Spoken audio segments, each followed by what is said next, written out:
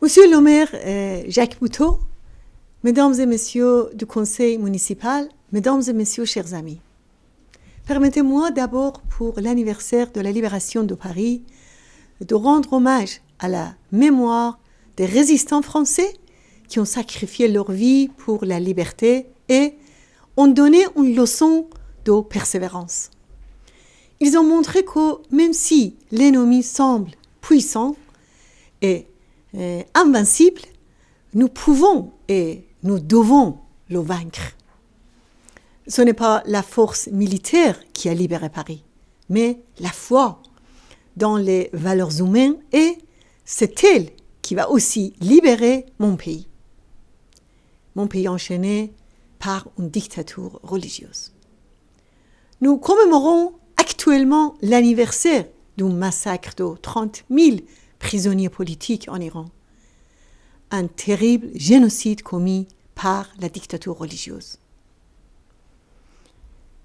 En été 88, Khomeini avait écrit dans une fatwa que dans l'ensemble du pays, tous ceux qui persistent dans leurs convictions de monafère sont considérés comme des ennemis de Dieu et doivent être exécutés. Par monafère, qui veut dire hypocrite, il parle des moudjahidines du peuple. Le chef du judiciaire lui avait demandé s'il fallait aussi exécuter les prisonniers déjà condamnés à des peines de prison. Khomeini avait répondu « N'importe qui, à n'importe quelle étape, qui persiste à rester fidèle à l'OMPI doit être exécuté. Exterminer rapidement les ennemis de l'islam. » 28 ans après, un document sonore vient juste de révéler une réunion entre Montazeri, alors successeur de Khomeini, et les auteurs de ce massacre pendant le carnage. Dans cette réunion, les responsables disaient qu'ils demandaient à chacun des prisonniers moudjahidines du peuple s'ils étaient toujours fidèles à l'OMPI.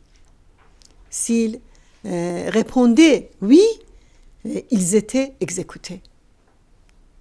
Ils ont aussi expliqué leur plan pour continuer le massacre. Dans cette réunion, Montazeri a déclaré, je cite, « Le peuple iranien est dégoûté par le guide suprême. Il dira que Khomeini était un dictateur sanguinaire et c'est le plus grand crime commis sous la République islamique. » Dans cette réunion, Montazeri explique que depuis 3 ou 4 ans déjà, Khomeini avait décidé de commettre ce massacre et avait dit « Tous les moudjahidines, y compris ceux qui lisent leurs journaux, leurs magazines ou leurs communiqués, doivent être exécutés. » Selon ce document, il y avait des jeunes filles de 15 ans et des femmes enceintes parmi les exécutés.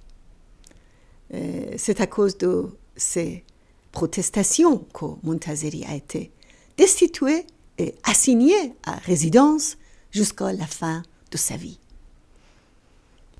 Chers amis, vous serez peut-être étonnés de savoir qu'un responsable de ce massacre pour Mohammadi est aujourd'hui ministre de la Justice de Rouhani.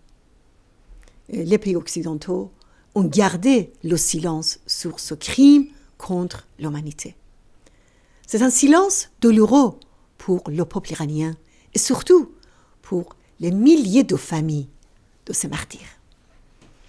Les Nations Unies ont évité de prendre position à ce sujet.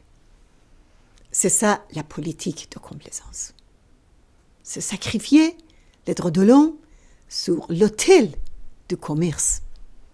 Il est temps aujourd'hui pour l'ONU d'adopter une résolution sur ce massacre. La communauté internationale doit faire juger les mollahs au pouvoir en Iran.